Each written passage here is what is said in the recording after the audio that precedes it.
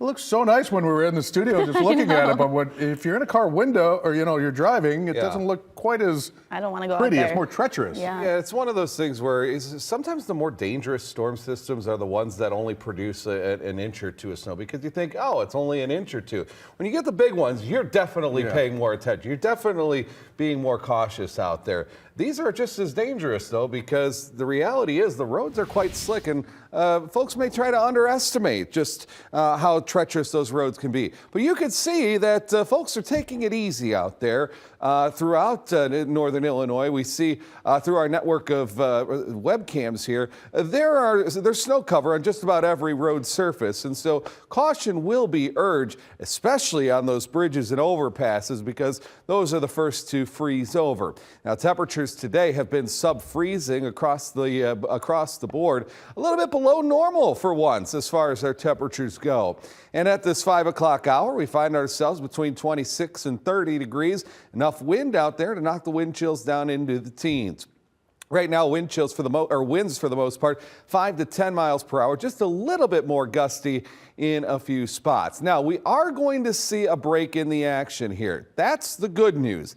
The bad news is, and what worries me some, is this activity that we see out in Iowa, which has really kind of just become more widespread over the course of the past half hour, 45 minutes or thereabouts. Now, it doesn't look like too much as you widen the view here, but if this comes together a little bit more and stays as rain, you saw our temperatures are below freezing.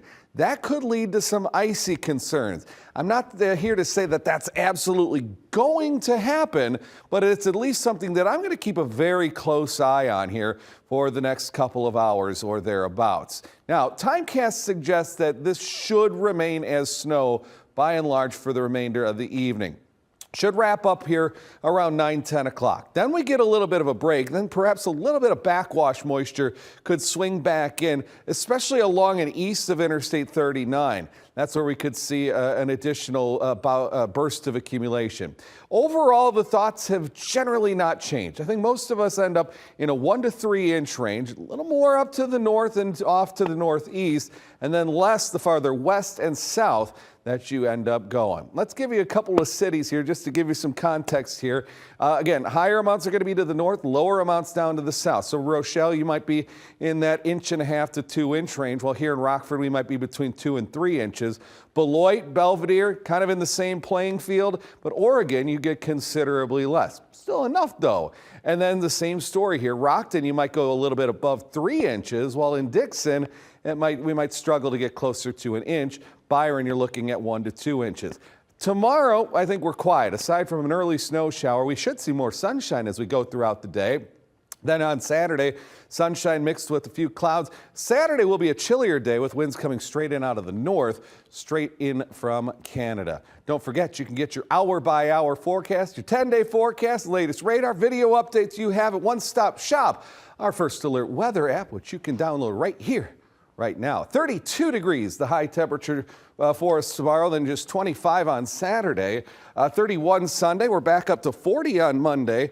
43 for Christmas Eve and 43 also for Christmas Day. We got to move Santa over there a little. But everyone will be so disappointed on Christmas Day. Yeah, I guarantee he got the memo. Okay, good. Yes. All right. Well, thank you, Mark. Sure.